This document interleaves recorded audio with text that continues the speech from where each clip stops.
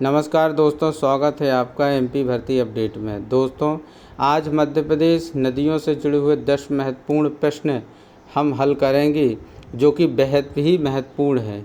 यह प्रश्न सभी प्रतियोगी परीक्षाओं के लिए रामबाण साबित होते हैं। तो चलिए शुरू करते हैं। मध्य प्रदेश की सबसे लंबी नदी कौन सी है? ए नर्मदा, बी ताप्ती, सी चंबल या डी सोन। दोस्तों 5 सेकेंड के अंदर इसका आंसर दीजिए। दोस्तों इसका आंसर है ए नर्मदा। मध्य प्रदेश की सबसे लंबी नदी नर्मदा नदी है और इनकी लंबाई 1312 किलोमीटर। दोस्तों बहुत ही महत्वपूर्ण है, इसको आप आईएमपी कर लीजिएगा। दोस्तों एक बात और महत्वपूर्ण है, नर्मदा नदी और ताप्ती नदी पश्चिम की ओर बहने वाली नदियां हैं। एक क्वेश्चन आपका और बन गया है दोस्तों, इसको ज़रूर याद करके रखिएगा। चलिए दोस्तों दूसरा प्रश्न, मध्य प्रदेश में बेतवा नदी की सहायक नदी कौन सी है?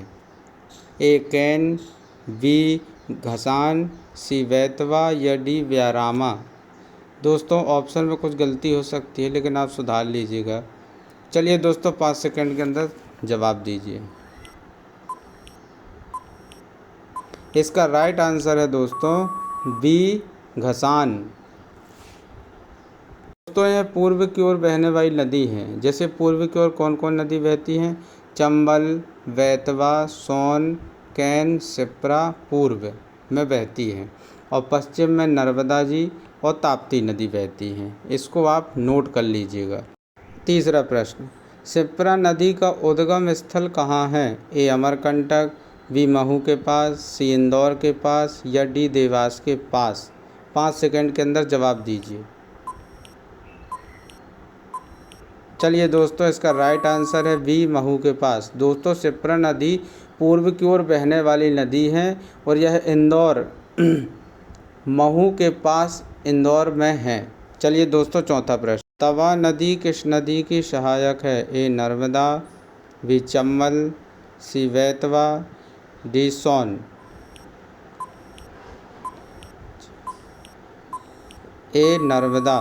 दोस्तों तवा नदी नर्मदा नदी की सहायक नदी है। चलिए पांचवा प्रश्न, सोन नदी का उद्गम स्थल कहाँ है? ए अमरकंटक, बी मंडवा पहाड़ी, सी कैमूर पहाड़ी, डी सतपुड़ा पहाड़ी। 5 सेकंड के अंदर जवाब दीजिए। चलिए दोस्तों इसका आंसर है बी मांडवा पहाड़ी। मांडवा पहाड़ी अनूपपुर में है। दोस्तों यह पूर्व की ओर बहने वाली नदी है। 5। चलिए छठवां प्रश्न, चंबल नदी मध्य प्रदेश में किस जिले से बहती है? ए मुरैना, बी भिंड, सी श्योपुर या डी उपरोक्त सभी। इसका राइट आंसर है डी उपरोक्त सभी। दोस्तों चंबल नदी पूर्व की ओर बहने वाली नदी है और चंबल की घाटी को बीहड़ क्षेत्र भी कहा जाता है। यह 960 किलोमीटर है, इसको नोट कर लीजिएगा। दोस्तों ये बहुत महत्वपूर्ण प्रश्न हैं, इनकी आप बारीकी से पढ़ाई कीजिएगा और एक एक चीज़ को नोट करते जाइएगा। चलिए 7वां प्रश्न, नर्मदा नदी मध्य प्रदेश में किस दिशा में बहती है? ए पश्चिम से पूर्व, बी पूर्व से पश्चिम, सी उत्तर से दक्षिण, डी दक्षिण से उत्तर। 5 सेकंड में जवाब दीजिए। चलिए दोस्तों इसका राइट आंसर है ए पश्चिम से पूर्व। मैंने पहले ही बता दिया है कि पश्चिम से पूर्व की ओर बहने वाली नर्मदा और ताप्ती नदी है, इसको नोट कर लीजिएगा। 8वां प्रश्न, मध्य प्रदेश की कौन सी नदी समुद्र में गिरती है? ए नर्मदा, बी ताप्ती, सी चंबल, डी व्यारामा। दोस्तों ऑप्शन गलत हो सकते हैं डी वाला, लेकिन सुधार कर लीजिएगा। दोस्तों इसका राइट आंसर है ए नर्मदा। नर्मदा नदी ही एकमात्र ऐसी नदी है जो समुद्र में गिरती है, इसको भी आप नोट कर लीजिएगा। चलिए 9वां क्वेश्चन, वैनगंगा नदी किसकी सहायक है?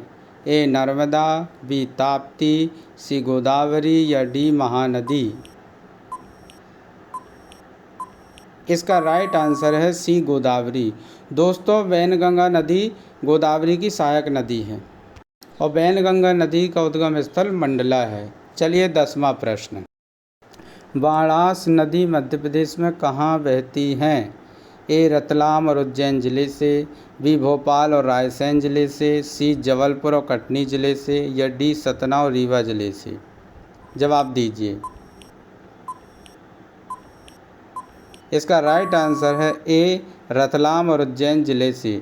दोस्तों, अगर आपको यह प्रश्न अच्छे लगे हों तो आप वीडियो और चैनल को सब्सक्राइब कर दीजिएगा। दोस्तों, कमेंट में आप ज़रूर बताइएगा। दोस्तों, हम आपके लिए मेहनत करते हैं, आप हमें इतना तो कर ही सकते हैं। हम आपकी तैयारी फुल करवाएंगे, ये गारंटी है। ये 10 प्रश्न ही हमेशा पूछे जाते हैं और बार बार पूछे जाते हैं, मैं आपको पहले ही बता चुका हूँ। इनको आप नोट करिए और एक एक चीज़ को बार बार पढ़िए। Thank you.